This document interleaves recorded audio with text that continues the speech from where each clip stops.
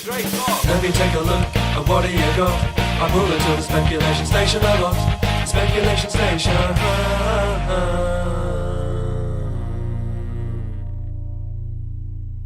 Hello, and welcome to the Speculation Station podcast. That's us. Yeah, that's what we do. That's our podcast. And what we do on this show is one of us brings in an object, a secret object. The other one doesn't know what it's going to be. And we lock ourselves in a room, this room specifically. And we've got no internet. And we do the whole thing in one take. And we just see what we come up with, really. Yeah, and just have fun. Try and speculate on anything we like. It's our deal. Right, and we're going to have fun together. That's our idea. That's our aim. Come along with us. Join us. Okay, so you ready for this week's object? I'm really excited to know what it's going to be. I think you really need to close your eyes. Oh, okay. Is he going to put it in my hand or is he going to be on the table? Open your hands if you don't mind. Close eyes, open hands. Together as one hand. Okay, together as one big hand. As one single giant hand. The mono hand. Okay, it's got. In fact, we're going to do these sort of try and guess what it is. I think you're going to guess what it is from the feel, from the shape and maybe the weight. Okay, put it in. Oh, heavy. Okay, it's tin-like. It feels like a tin of spam. You're doing well. Oh, you're close. Close with spam. Is it a tin of foodstuffs? Yes. Is it a tin of pate? No. Oh, there's some kind of ring. You were closer with spam. It feels like a really old school one with that ring pull element on it. Okay, so if it's not spam, what on earth could it be? I don't know any other spam type products. Oh, yes, you do. And you do really. I know you dislike it. Oh, corned beef. Yes. Oh, I almost want to throw it at you. Okay, let's have a look. So, Prince's, very common brand. Okay, so I've never opened a tin that wasn't, a tin opener type tin or with a ring pull. So what do you do with this? You insert the key and just pull it the little round? key, yeah. So you roll the key and you effectively, and maybe we should do this immediately or later. I don't know whether you want the smell of it. Oh, no, don't open it, and otherwise I will quit the podcast for good. And then you simply turn it like a key, and it rolls all the way around and peels it and peels the metal away. It. Yeah. I like the idea of peeling metal. Yeah, it is pretty cool. Okay. So yes, some corned beef. How dare you? Yeah, with a little key. Couldn't you have bought some? I don't know, something nicer. Sweet corn. You love sweet corn. I thought something provocative. It is quite provocative. let's before we get into the questions, I want to discuss why you find corned beef so disgusting. That's a good question. And how come you remembered that I didn't like it? Because it's something that comes up, yeah. It does, yeah. It's something... There's definitely two sides of it. First of all, it's the more understandable texture/taste is not for me. The other side is a cultural thing. I associate it with an old, fusty, musty, outdated, old-fashioned... In a way, I can't help see a tin of corned beef and not think that, it's been sitting there since rationing in the Second World War. And well, that's interesting. I think my dad has a very similar opinion of corned beef to you, which is... And I think it's because when he was young, people used it as a replacement for actual mince. For mince, right. So instead of in your shepherd's pie, corned beef. Corned beef which is not great. Pie. I totally agree that's not a good use of it. And a corned beef hash, which is where potato hash and other sort of oldie-worldy British recipes are based on, it's really important in those. But for me, I quite like just it fried with onions, maybe a bit of salt and pepper in a sandwich or just on its own. It is not good for you. It's not? Dirty. Should we take a look at the nutritional contents? Well, it's got beef in it. I mean, it's 13.5 grams of fat per 100 grams. That sounds really good for me. That's a lot, yeah. And saturated fat is 6 grams of that, so it's at least half of it, essentially, 6.5 grams. That's pretty standard for meat. Zero fibre. However, do you want to take a guess at the protein per 100 grams? Significant. What, like 16 or something? It's 25, essentially. Really? So it's a quarter of that. Well, it's beef, isn't it? It's good quality, guess. and it's going to be the worst possible quality beef. It'll contain bone meal, I imagine, and all sorts of crap. Though Prince's, I hear, are a great brand that we should all consider. The lovely Prince's, please send us money now. If we were going to get sponsored on the podcast and we were sponsored by a corned beef and tin food provider first, it would be especially from someone who doesn't like it. No, that's true. Actually, you know what? Another part of my dislike for it is a general dislike for tin food. Yeah, I can respect overall. that, yeah. Other than, sweet corn is fine, but, tin chopped tomatoes are super useful. That's fine, although I've gone to using real tomatoes on the behest of an Italian friend. Of course. However, tin fruit, I despise it with all my passion. Like, anything that comes out of a tin that's not a fan of gloopy, tin fruit either. Yeah. I think that's, it's vile. But this is 100% beef. I think it's maybe more likely to say 100% cow might be better. 100% cow. Yes, bits of the cow. Yeah, which is not There great. was a thing a while ago. I never found out the veracity of the claim. I think it's true though that McDonald's. I mean, they still do, but at the time they had this claim: 100% British beef. Interesting. Right, and it wasn't actually 100% British beef. What they had done was they had a kind of a company. I don't know if it was theirs or somebody else's, and the company was called 100% British beef. That's very clever. Right, and so for a while they got away with it. I believe they didn't get away with it for a long time. I'm sure they banned that. They that still now loophole have that, and I think they do actually now use 100% beef so they can back up that claim. But cheeky, and in a way I admire them for doing it. Why not? Slap it on there. But, you know, if you're eating McDonald's and you're going into McDonald's going, I must have 100% ground quality That's beef, you've interesting. already gone wrong, right? I want to push you just one more before we go Yeah. into the question cards. Why is it this shape? It's actually, I can't help but find it a weird shape because it's more bulbous at the bottom, so it's not a perfect... Yeah, why? There is a pretty good straight up reason why. Is it something to do with pressure and sanitation?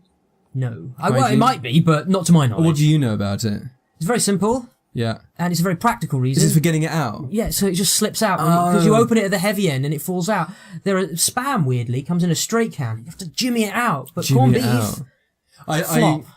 Also, another part of not liking it is the idea that you open it up and out flops this And you just slice it up. cuboid of Oh yeah, packed meat. that's kind of what's special about it. But you are talking about spam. You're a spam fan, right? Oh yeah, it's got to be cooked. I absolutely hate spam, and It's just delicious. the sound of it, spam. But it's got the same thing as a cheap packet of crisps, like Space Raiders, which is a very, very cheap packet of crisps for our American friends. One of your most preferred. But I don't eat them very often these days, almost never. To be honest, though, if you're talking about for our American friends, they might not know what crisps are. What do they call crisps? Chips. Yeah, potato chips. Don't Americans call like the maize style crisps or chips? Don't they call them something else? Yeah, but they don't really use crisps ever. There is a lot of weird. I know, but what do they crossovers. call like the maize snacks? Do they include that in corn chips? Corn chips, I Corn would say. chips, interesting. Yes. Oh, that's We They are just call them all delicious. crisps. Crisps, good Crisps. good standard British Because they're crisps. crispy. Okay, let's quickly go through some of the best British flavours of crisps, and we will eventually have an argument, and I know you know what we're going to argue about on crisp flavours, right? But the classic British crisp flavours are salt and vinegar, Of course. and then the one I hate that you love is ready salted. I think ready salted is the purest and simple crisp. Why is it... Oh, we discussed this a while ago, why it's called ready salted, because it comes... After salt and shake. Because what they used to do was have a little packet that came in the And they crisp. still you'd- do that. You can with still buy salt. these. Yeah. And you put the salt in yourself, shake the bag. And now you've got salted crisps. Yeah, so instead of that, we prefer them to just be ready salted, which is a little easier. I really like the taste of ready salted. I like salt and vinegar, but actually more as a crisp sandwich, which I try not Crisp sandwich, not to eat because it's horrendous for you.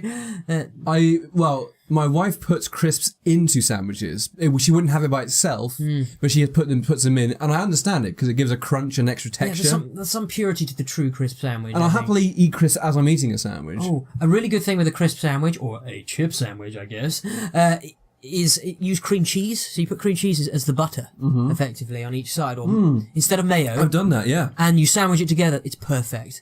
So if you really want to have a heart attack, guys, eat lots of crisp sandwiches. So, enough on crisp sandwiches, but awesome. Never enough on crisp sandwiches. Let's go to the first question. Ooh. So, would it be useful on a desert island? I have to admit, I'd eat it on a desert island. Yeah. Because I don't particularly want to have to kill things. I mean, I eventually would. Yeah. And I'm not a big seafood fan, and that would be a large part of the desert island diet. So if you had 1 tin of corned beef, would you prefer... Let's say you had 10 tins 10 tins of corned beef, yeah. on the desert island. How would you ration it and how would you use it? It's difficult because once it's opened in a hot desert island environment, you've got to eat it quite quickly. gone, Or I guess you could put it back in and bury it in the sand. Try and bury it deep as you can. That'll keep it cool. I try and ration it out, maybe a quarter per every few days, and then for 10 cans, you could get that for a few months. Right, and how would you prepare it? Oh, I just have to. Oh, I mean, I would probably just eventually start eating it by itself. You know, once you've got Through used to desperation, taste. but it's... And through just because it's Yeah. there and it's easier, but a nice fire. I mean, I don't really know much about how corned beef is prepared and served if it's not cold. I mean, how would you cook it?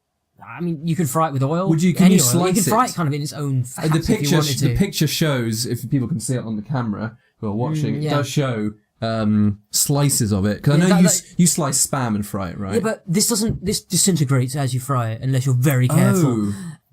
it just sort of does this, but it sort of turns into, it's kind of like mince. It turns into a kind of mince-like groundy beef and type. you could make it so it's kind of crispy throughout, and so that gives it a lot extra flavour. How does the standard British corned beef consumer I consume their wouldn't corned know, beef? actually. You don't know, okay. I'm not an expert on that. I think a lot of people just like a corned beef sandwich with it right as it is. A corned beef sandwich is definitely what I'm most used to hearing But about. I definitely prefer it fried. Can't you get thin wafer slices of corned beef? Yes, you can. Yeah, those seem a bit more solid. They don't fall apart so much. Is that right, or do they still? They still fall apart. Okay. I mean, they're nice, but it's the same stuff. There's no difference in terms of taste. Something about meat in a can is just wrong, right? It's got a certain. But here's the thing: that'll last you through the nuclear holocaust. It'll last you through a desert island. It'll last you through any honest situation. If you're on a ship to Mars, tin food is probably going to work out well. They probably will take something of that ilk. Because it dehydrated lasts foods. forever. Yeah.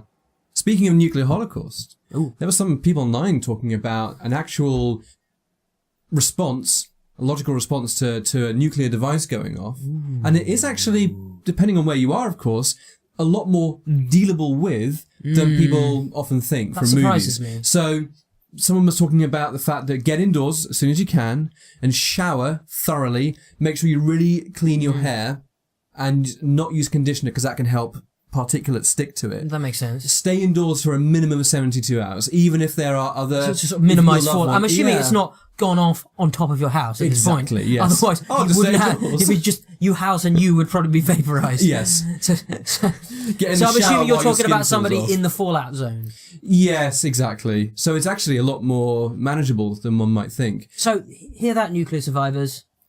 It's Listening- no problem. It's pretty easy. If we could handle it, you could too. So Nuclear survivors listening to this podcast, to be honest, if they're nuclear survivors, they've already survived it. and those guys are super hardcore. If you happen to be listening to this as a bomb goes off somewhere, which is very unlikely, but hey, it could happen, then take these words of advice that I've half remembered from Reddit. And here's the other point. Make sure you got a can of tin beef or other tin meat. It will really help out. Well, let's quickly talk about preppers, right? Yeah. You get a few of them in this country, but American preppers are much more common. I'll happily admit I have a little bit of a quarter of a prepper gene. I know that's not real science. A quarter of the prepper gene. Yeah, I've got a little bit of prepper in me. I do like to have stocks, and I do respect that need. I respect the idea of preparedness. At the same time, living in a comfortable Western world as I do, I'm aware of the fact that it's very unlikely that anything will give rise to the need for that. However, only an idiot is unprepared for something. Yeah, and I definitely think the idea of being prepared, maybe not just in case there's a nuclear holocaust, but just being prepared in case there's a bad weather at some point and for some reason all the shops close down, or there's a Brexit and that ruins all our food for some reason. I like if there's a Brexit, as if it could just happen. Oh, shit, Brexit's happened. What's a Brexit? Who knows? Anyway. And no one knows. So, and corned beef, talking of Brexit, is great for breakfast. Really hearty. Brexit breakfast. I mean, I've had it with egg before, but I wouldn't say they naturally go together. You know, the media loves its analogies.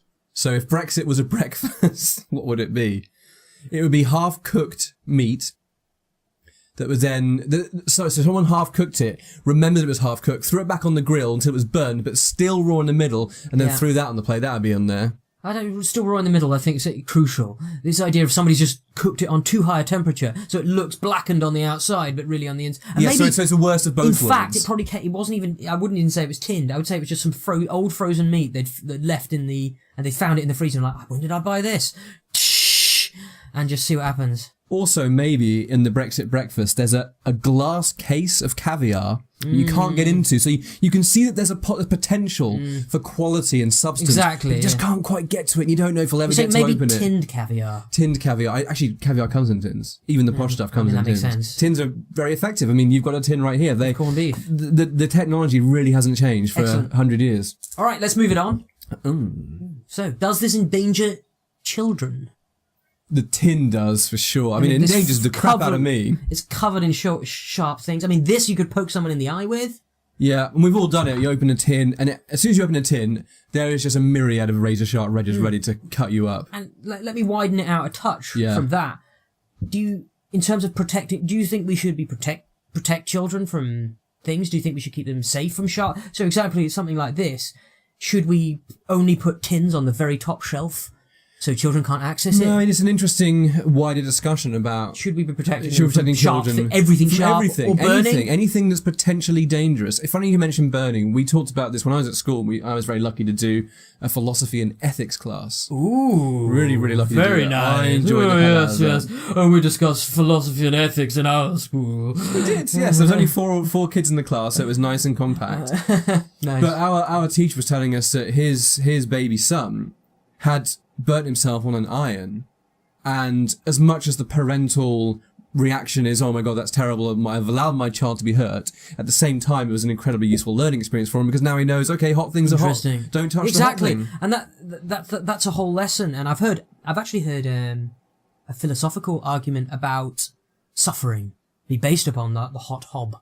So the idea is, you can say, can you say that putting your hand on the hob is bad? Is that bad for a human in any way? So if we know that's bad, then we know something else must be better than that, and some other experience in human life must be better than that, because you know that touching your hand to the to the stove is bad, it is damaging, it's definitely going to hurt, it's going to be a horrible experience for you. So that proves suffering is an objective thing, rather than suffering being something that's entirely subjective. It is a very interesting idea. The idea, can we measure human well-being scientifically? And philosophically speaking, I think it's a widely accepted fact that without suffering, without the bad things, you wouldn't have the good things. You wouldn't understand that they were good. Yeah, and you wouldn't. A chef, I think, is the person who learns the hot stove lesson the most. And we've both worked in kitchens, and obviously cook very often in our own houses. You burn yourself often. Yes, especially as a professional chef, because you don't have time to be as careful as you'd like to be.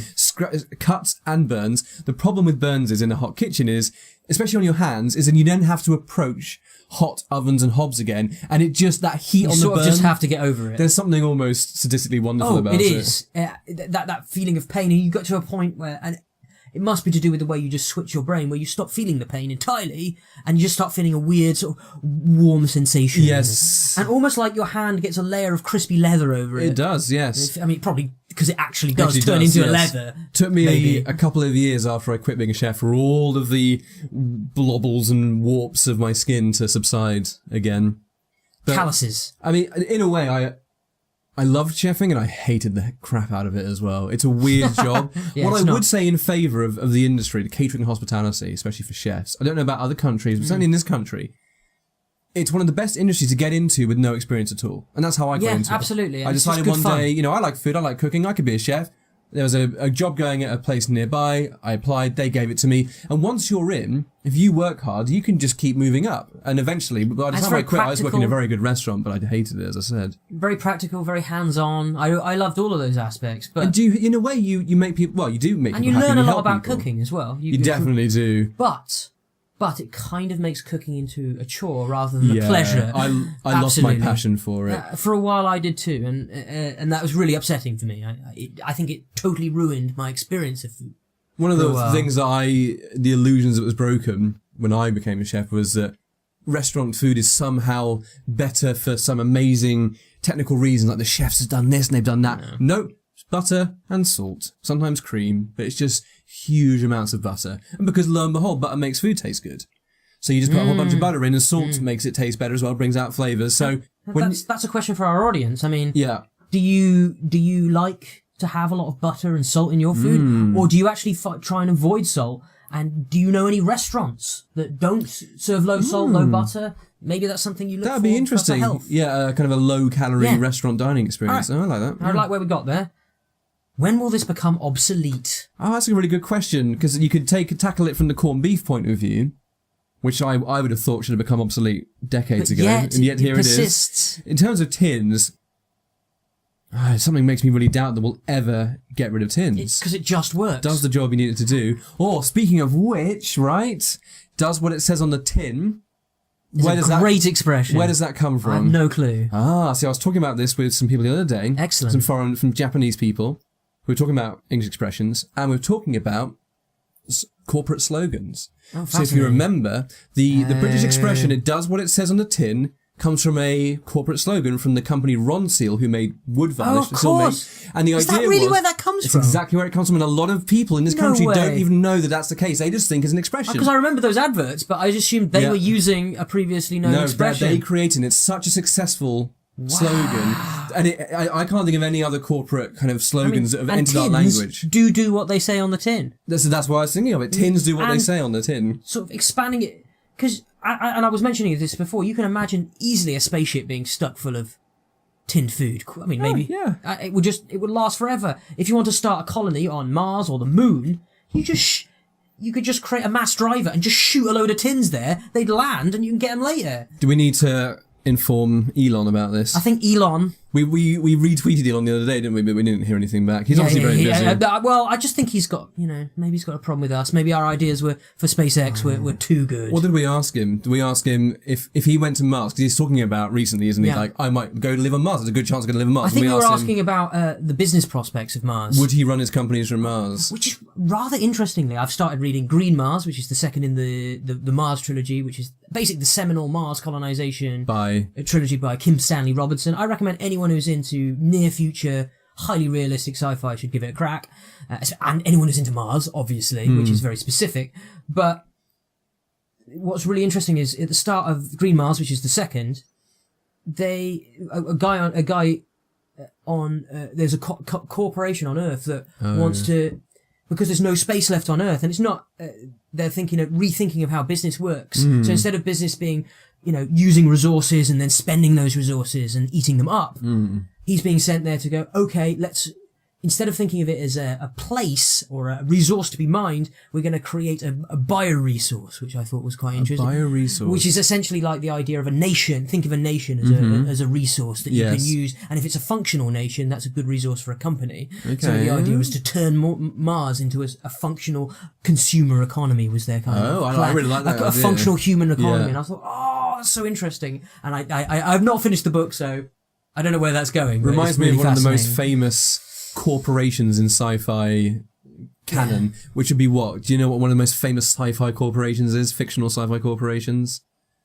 It's in a lot of movies, of course, of a certain type.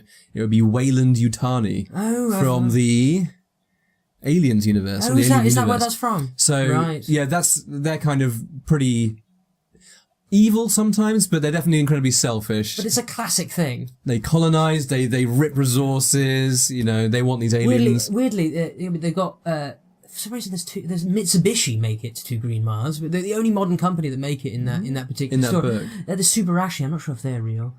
And there's a few others, but then the main one's just called Praxis in this. I like that. Sort of like in this it feels very evil corporation. And it's definitely a trope of science fiction for sure. Is the evil corporation. It's in The Expanse. Of course, The Expanse series, yes. Which is another good... I think Expanse is good accessible sci-fi if anyone out there wants to read accessible sci-fi. It's also a TV series, although I'm not a big fan of the TV show. I've not tried the TV show. I've read the first book. I thought it was pretty good. I'd be interested to know what you think of it. Maybe we could discuss it in the future as well. Yes, that's definitely something. Anyway, let's continue. That was interesting. Corned beef took us to Mars. Yeah, so, where might you find this? Oh, in the forgotten dusty aisles of the worst parts of the supermarket, in my opinion. Okay, that's an interesting place. Let's break it away from the supermarket where you might get it. Yes. Where might you find this in a place? Yeah. In a place that might be useful, particularly. I think you'd probably find it in someone's larder. Are we the only English-speaking country that uses the word larder, by the way? It's interesting, and it's not a word I use myself. Actually, I don't really. It's in my vocabulary. Cupboard. Yeah, I say cupboard. Whereas larder it does bring to mind kind of almost like what the Americans, I guess, would call a closet. Which is just a standing cupboard. A food cupboard, yes. It's a standing cupboard. However, maybe larder was probably more useful in the past when, before refrigeration, a larder was probably the coolest possible room to store your food in, that was the entire point right? of a larder. Yeah. And traditionally, you're meant to keep cheese in the larder rather than in the fridge because the fridge is actually too cold, apparently. Well, I have no expertise on cheese, but... Well, I have no expertise on fridges. I find it fascinating that there's a box in my kitchen that keeps things cold. It's pretty awesome. It works with gases and chemicals, right? I think argon is used in refrigeration. It might well be, but the basic rule of how it works is you got black, it's kind of like the way solar panels, water heating solar panels work. Oh. Is it's got black tubes. Yes, on the back. So those tubes, so it just pumps the water out and then the heat escapes. Oh. And it comes back in. So it's actually drawing heat out. Yeah, and it's just that's why you've got all that stuff on the back of a fridge. It's loads of wires and protective stuff and pipes that you can see going back and forth. That's the water being pumped through those, so the heat can escape from it. Okay, well, thank you for that. I didn't know about fridges. So I expect to find someone's larder, especially as it's a good backup food. Yeah. You know, when you absolutely realise you don't get everything from the supermarket, it's late on a Sunday and everything is closed. You go, oh fuck it, got some corned beef in. Yeah. Which is why I have pizzas in the freezer instead, because I'd rather eat a frozen. Well, I say frozen, an oven pizza than a corned beef. For me, I don't eat it very often, but I occasionally like a tin in. So for breakfast, I can fry it with some onions and, as I said, a bit of salt and pepper, and just have that as breakfast pretty much, and maybe some salad on the side. Yeah, I love frying shit for breakfast. Yeah, just because I require protein and fat for my breakfast. Hot meat. Yeah. Or eggs. Eggs are acceptable. Oh, I'll throw eggs in there anyway. Yeah. I mean, yeah. Although for protein, apparently, you're supposed to leave your eggs whole. If you start scrambling them or breaking them up in some way, you lose some of the protein content, which does make sense. But I still like to do that. So your embuffination will be less. Yes, exactly. Reduced embuffination. Well, they also say that, and I don't know the truth of this, so that though there's quite a lot of protein in vegetables, there's quite a lot of protein in oats, for example. Is there protein in porridge? I knew it was a really good source of like it's got a surprising quantity of carbohydrates. protein in it, but the problem is it's just not as accessible to the digestive system as the protein in meat. Of course. So I'm not sure of the details of that, but which is why I just generally buy a bit of sirloin and stuff it down my face. If you're a vegetarian, please tell us why we're wrong. Actually, it's an interesting topic of vegetarian and especially vegans getting their correct amount of protein. You can do it. But you've really got to be very knowledgeable about lots of seeds and nuts and stuff like that. But now you mention that, I believe a lot of anthropological evidence suggests that the Vikings, notorious for their size and bulk and strength, were big into their nuts and seeds. Well, the Nordic diet kind of. Oh, is that what that is? It has a lot of that stuff in. And I think there's something very interesting about all those old times. Meat was more of a rarity, so they'd have their meat on their feasts because they've hunted. Because meat is there when you kill something to make meat. And obviously, places like the Vikings, they did have ways of storing it and keeping it for a bit longer, and they make salt meat. But it was much more of a treat in more or less all ancient cultures. Okay. It's something that's it's ridiculous that we have so much good access to it now, and we should be very thankful that we do. You briefly mentioned salt beef, right? Yes. Which is, at least in our country, in our culture, is strongly associated with the British Navy, the Royal Navy, when they would go out to sea for months at a time. And the thing you could do with beef was just salt it, and it would preserve it for a longer time. It's effectively British jerky, salt beef. In a way, I guess. It's effectively that. I mean, maybe that's something we should consider making in the future. Or make some salt beef. Isn't that why they mix rum with the water as well, so that lasts longer? Yeah. Well, there's a whole thing about booze, because in old cultures, that's why people drank so much wine and beer, even if it was horrible quality, is because they knew it would be more hygienic than the water. Yes, in Henry VIII's reign, pretty much no one drank water. It was always something like booze. Ale. Yeah, but why am I thinking of bully beef, by the way? What's that mean, bully beef? Is that bully beef British is what you're thinking of. I know that we often it was used to refer to like a big type of British sort of a big British man, usually with a beard and explorer. I think the prototypical one is Professor Challenger. I see. I'm, again, more used to hearing it in a naval sense, where you'd have these press gang sailors who'd work on these ships, and ships made of British oak, and you have your bully beef sailors, and everything's big and strong. Sure. But I do think that sense of that sort of big, strong, but proudly British. That's very bully beef. That's bully beef. What was the? Americans have Uncle Sam as a kind of embodiment of America. We have one. Was it John Bull? Who might have been a real person, but then did a very similar the thing. name John Bull kind of became this synonymous, a man who is big and proud and British. Yeah. It's very British Empire-esque. It's very empirical indeed. I might be using empirical wrong. Imperial. Empirical is a type of measurement we no longer use in the UK, except for beer. Churchill was kind of and milk like that. And miles. And we were a weird bit of a mixed system. But mostly we use metric because it's vaguely logical. Yeah, back on the continent they're in kilometres. All food, this corned beef, for example, has a weight. It's 340 grams, which is a bit of a jip, if you ask me. Oh, why is that a jip? Because I want my full 500 grams. I want everything in units of 500 grams, please. Half a kilo of British At least it's beef. over 333. Now, does the beef come from the UK?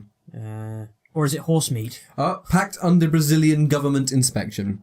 Yes, of course. Oh, you mentioned horse meat. tell everyone what happened in the UK a few years ago. So there was a scandal, which I thought was a little overblown A because little. But where there was horse meat finding its way into mince and other meats lasagnas, and processed food especially. Yes. Where people really don't inspect what the meat is like at all. But even British mince or pork, any kind of particularly processed meat where it was ground down, especially ready meals, microwave meals, yeah, aren't terribly good for you anyway. No. But people, there was a whole scandal where somewhere in Europe, I think it was maybe even Holland where you used to live, yes, and some other places, maybe where it's just not as big a deal, they were putting horse meat into the British food. And I think British and Americans are kind of similar. We don't eat horses like we don't eat dogs. No, and there is a weird hypocrisy to it, isn't there? Yeah.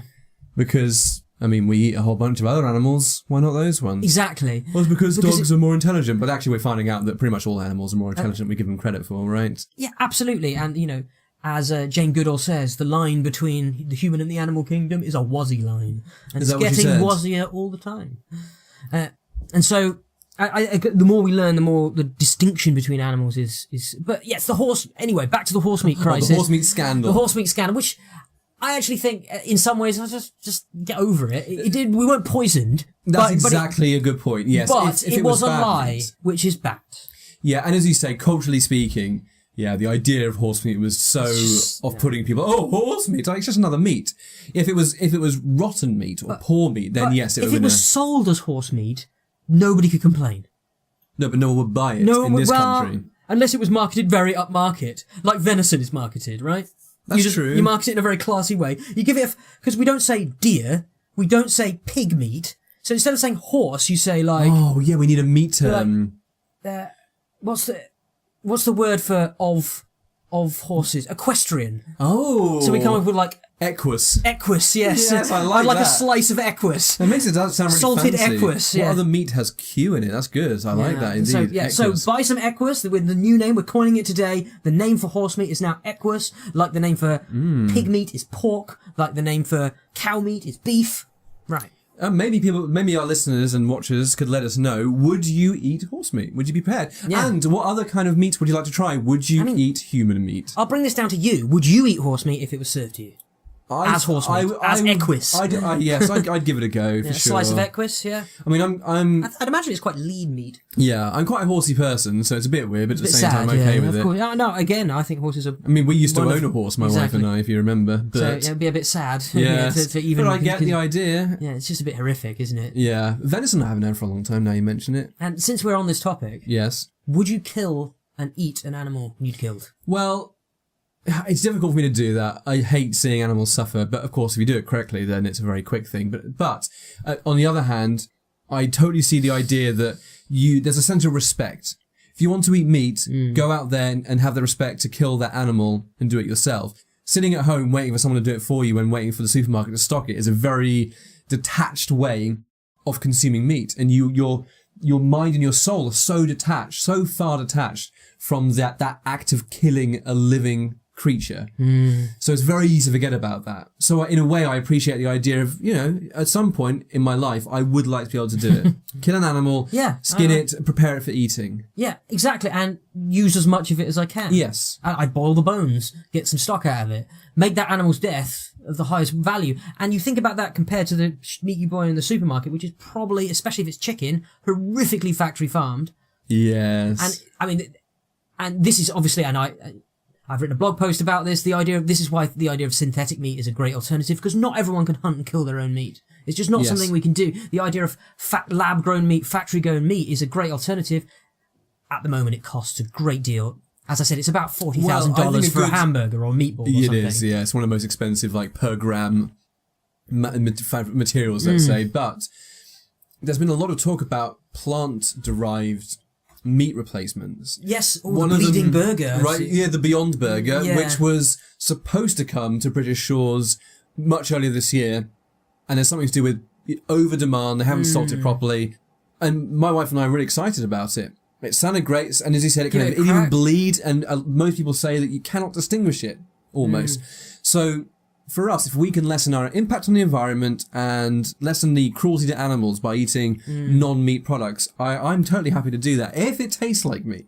I got to admit, I love meat. I want it to taste and feel like meat and give me protein. Give me protein effectively, which is probably what won't work in that case. No, it actually has more protein. Yeah, but is it accessible to the digestive system? I believe it is, yes. Oh, that's interesting. I believe it is. So that's fascinating because that's the idea of the synthetic meat. Yes. As soon as there's synthetic meat or a good alternative to meat, I see no good reason for us to be keeping animals in factories anymore. What about insects? There's a lot of talk about the overabundance of insects, and of course it's a very good source of protein, so crunch them up, smosh them down until you got a burger. Like the classic midge burger is considered a delicacy. I wish I remembered where. I believe... I don't want to guess, actually. I don't want to... Not even speculate where it could be? I speculate. I think it's in Africa somewhere. Oh, I thought South America. But I think you're probably right on that. I think you're more like... But the idea of...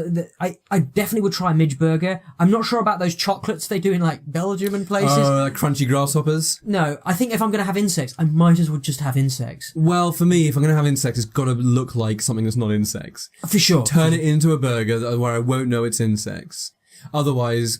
I'll freely admit, I'm quite squeamish when it comes to that kind of thing. Yeah, sure. It's just off-putting. I definitely would try it, and I would definitely give it a whirl, but I think for most people, insects is just a bar too far. That's a good way of putting it, I agree. It switches on our disgust response, which is there for good reasons. Yes. And do you know the different things that hit off our disgust response? The different types of things. So there's food. Yes. And do you know why that is? Why does food trigger a disgust response? At least is it a primal instinctive protective reaction so that we don't eat anything that might harm us? Exactly. It protects us against things like rotten food or bad food. And that's believed to be where a lot of kosher laws and halal laws come from, is because those foods were more likely to be rotten and stuff. So there's belief about that, whether that's true or not, I'm not... But that's the kind of prevailing wind. So there's food is one sort of disgust. Can you think of the other type things that disgust human beings? Sounds. Oh, that's interesting. Sights. Yeah. Even thoughts can disgust us. Yeah. But you might be thinking about more I'm trying to be coherent more specific about what you mean. No, I mean... So the obvious ones... So there's things like food. I think... And food is a huge part of it. Anything about dirtiness and uncleanliness, people tend to find disgusting. So if somebody's really smelly... Yes. People tend to find, that's disgusting. But is that not a modern artifact of modern society? Because we've only become clean and good smelling in recent years. We like this. Why do we like the smell of clean people? That's true. Why do posh people tend to be clean? Because it tells us there's less danger of less danger of contamination. So that's another important one. And the other one, there's a whole slew that are very similar to that. Good use of slew. I recommend. There's loads of great research that is worth reading on disgust, because disgust is considered to be one of the most powerful moral emotions. Oh. And a large part of it is because we have a lot of disgust to do with sex as well. Yeah. Sex is the other big trigger of disgust. And why does that trigger disgust in us? But it does, especially afterwards. Yes. Or even when we see other people's sexual practices, we are disgusted by it. I'm, funnily enough, often disgusted by kissing in TV and movies. Oh, I have no idea why.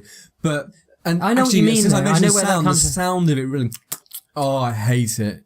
I don't know if part of it is a learned response from that classic thing of being a kid and watching things with your parents, and a sex scene happens or something and you go, oh no, I'm watching smooches with parents. Let's try and think, why would sex cause a disgust response? Yeah. Because think about all the religions, all the philosophies you've ever known on. It's all about being clean. It's all about behaving in a very specific, proper way sexually, and that we have institutions like marriage that are supposed to sort of control our sexual behaviour. So why do you think? Why do you think evolutionary that's useful to us? That's such a really interesting question. Because it's inbuilt. It's in everything we do. Yes. It's cross culture. Maybe because perhaps, and this is totally mere speculation. Thank you. 10 points. Is that for the propagation of the species and the survival of the species, sex should be an act that just does the job. Coitus, exchange of sperm, fertilization of the egg, bish bash bosh, another human being, and then do it all again. So perhaps anything that we consider that comes between the efficiency of coitus producing children as being counterproductive. So, for example, let's be a bit crude here, but it's a thing. Anal sex. Yeah. A lot of people find it horrible because it does nothing for the species. Do you think that could be a thing that we know inside the brain is saying this ain't helping us? This is a bad thing. Yeah, I wonder if that's the case, because I think you're sort of cottoning onto at least part of it there. But people also just find the standard act of actual standard sex pretty, we're finding disgusting. A growing community of asexual people now, aren't we? Which is interesting. I still don't know if I don't want to offend anyone, of course, but I don't know if that's because people want to be special. I'm sure some asexual people do it because they want to feel special. Of course. I'm asexual, I'm going to apply that label and now I'm interesting. But I'm totally sure there are some asexual people who are literally, they are devoid of sexual attraction. What's interesting in that, and again, I don't know asexual people, so I don't want to assume what they're like, but there's a type of aromantic. Yes, aromantic people. But there's also romantic ones who like to go with a couple and hang out with somebody, but they just don't want to do the deed.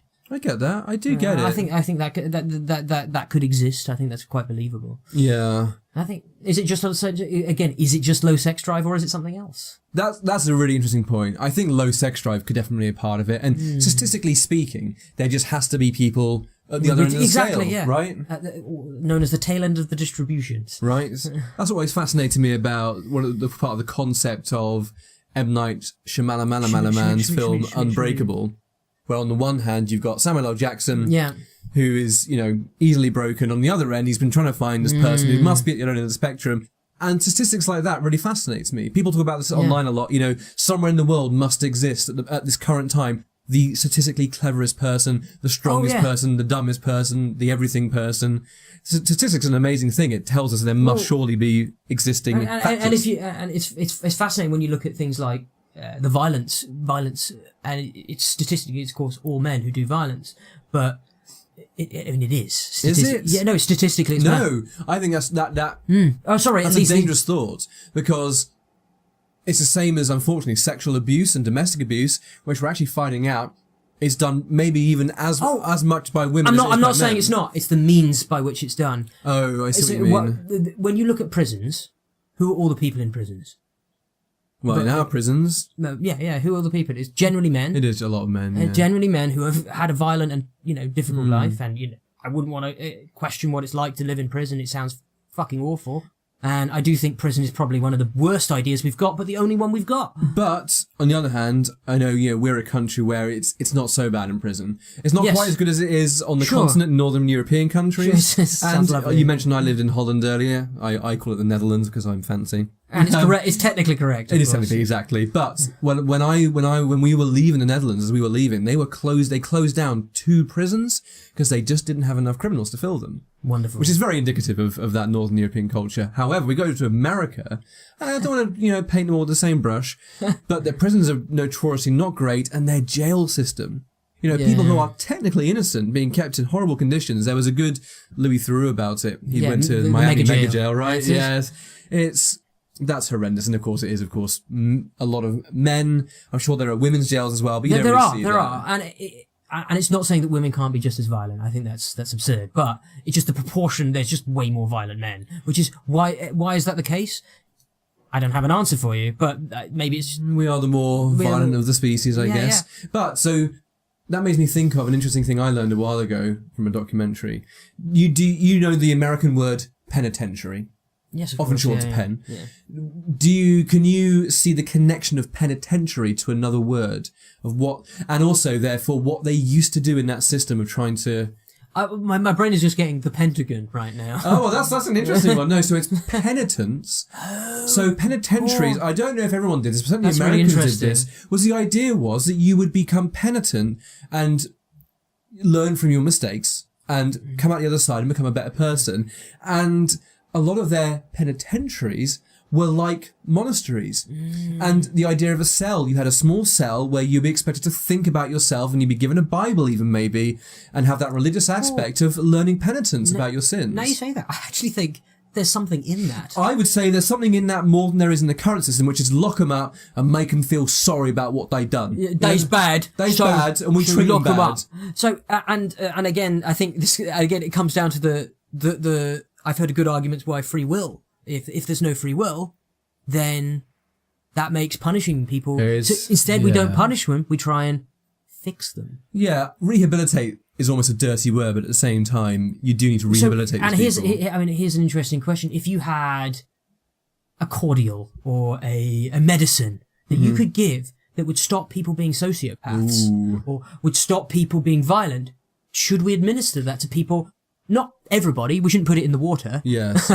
But should we administer that to, to kids who fail the sociopathy test? They then take this medicine? Do you think that would be a good thing for the world? It's something that people are discussing in political, scientific communities and so on at the moment, because we are approaching the era of the genetically, designer babies, designer kids, where we'll pick and choose the genes. And is that right? Is that wrong?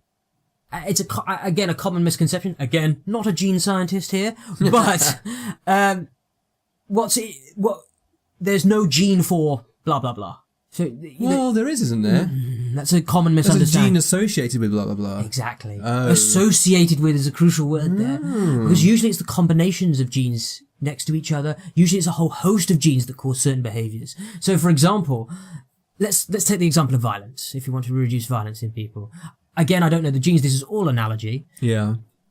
But you might have a gene that makes people more passionate and physically capable. That doesn't make you violent. You also might have a gene that makes you more likely to fly off the handle. Mm-hmm. And then you might add in a third gene that maybe does something like reduces your ability to control your temperance, your ability to control yourself. Okay. And those three together would produce an extremely violent person who can't control their impulses as well. Oh. So that's more, and again, not a gene scientist, but it's a really common misconception that there is a gene for something, and yes, there kind of is, but it's much more complex than just there's a gene. So we can't just, yes, we have CRISPR and we can cut out genes and we can sort of edit genes, but it's so complicated because all genes interact with each other, which is... Oh, actually, no, so I did know some of this already now you mentioned it, so that's good to know. That, again, I think actually in our philosophy and ethics class at school... No, that's very nice. I'm glad you're learning well. You son go of a on. bitch. Son of a bitch. So, I think we talked about the ethics of doing that, the idea of, let's say, the gay gene, which, as you say, is not an actual gene of that, but associated with it. Let's say you remove that gene that we associate with being gay, which is a bad thing to do, but, some people maybe want to do it. Would that also, therefore, remove a gene that may also be associated with empathy, sensitivity, emotion, that kind of thing? Yeah, that's a very difficult question because it obviously touches sensitive topics that people don't want to deal with. But, of course, there's going to be some subset of things that, just that as the XY chromosome makes us men or women, there's going to be something in there that changes our sexual preference. That's going to be the case. It doesn't mean you would cure it necessarily. Yeah, cure's a weird word. And even then, if you could change the genes, that probably, as you say, it would probably cause far more damage than it would to just stop someone having sex with guys instead of gals. One of the last of the three main sequence X-Men movies deals with this, doesn't it? The idea of the cure. And even the word cure itself, especially in that movie, is seen as like, oh, we need to be cured, do we? We're a diseased people. That's a level of, it's equally absurd as the whole gay gene thing. If not more absurd, because these people have superpowers. Sure, I mean, that is weird. Why would you get rid of superpowers? But it is an allegory for the mistreatment of homosexuals anyway, isn't it? Yeah, and So, many other... civil rights were many other things as well.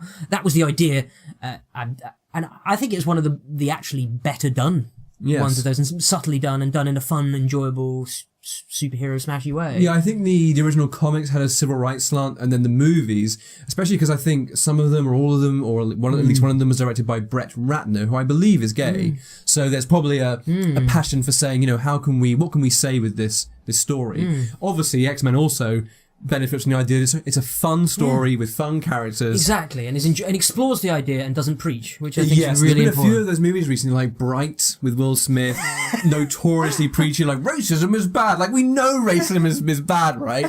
What more can you explore and tell us, and what story can you tell us? I just thought that in general was just a terrible story. In any way. Yeah, elves bad, orcs good. Just like Elysium with Matt Damon. Rich people bad, poor people good. Categorically black and white, no middle ground. What a terrible message. Oh, it's just so For weak. everyone as well. In every group of people, there are both good and And bad bad. people. And most people are just in the middle. Ah, well, my positive outlook on life suggests that most people are actually tend towards good. Oh, no. It has to be the case, otherwise we'd live in a real I think terrible people aim world. for that. I think everyone aims for that. But I think when I was saying good, I meant highly virtuous people. There aren't many of those. Sure. No, none of us are like that. No, but we try to live the best life we can, right? Okay. All right. So, well, I think we'll call this final question. About the corned beef that started this. I totally forgot that we were talking about corned beef. So, could I break it? The tin or the beef? Well, let's start with the tin. Could you break it? Break is a weird word for tin. Yeah. How would you break a tin? I'm not sure. Because you could smush it a lot. I'm sure it would split at some point after you impacted it with sledgehammers or something like that. Yeah, split, rend. I guess in a sense of the word broken, no longer fulfilling its intended function. If I just jab a few little holes in it, air holes, it's broken because it's not fulfilling its purpose. In terms of the corned beef, I don't think it can be broken any further. It's already terrible. That's my answer, and I'm sticking with it. I like that. Very well done. We're shaking hands. We're shaking hands. We're shaking hands. Let's have a little chink. You haven't drunk in this episode. Cheers. I've had quite a lot. Thank you very much. It's been a pleasure as always. Thank you. If you like corned beef or you don't like corned beef, or you're somewhere between me and Will, or maybe you're a corned beef aficionado, let us know. Or maybe you have no idea what corned beef is and you want to know more about the peculiarity of this substance in the UK. And it's so popular. I mean, would you take this on a journey somewhere? Would you go to space with it? Do you think we would use it in space? Do you think we would use it at the bottom of the sea? Let us know. Wow, you're really asking a lot of these people. Yeah, I Feel expect free to answer as much or as little of that as you want. all of those questions, otherwise I'll be very disappointed. That's your homework. And you can join us in the next episode of the Speculator Station Cops podcast. Yeah. I've had too much port. I can't speak anything properly. But That's it's been fine, lovely having you here. And Always we'll a see pleasure. you next time. Yeah. Bye-bye. Bye. Speculation Station.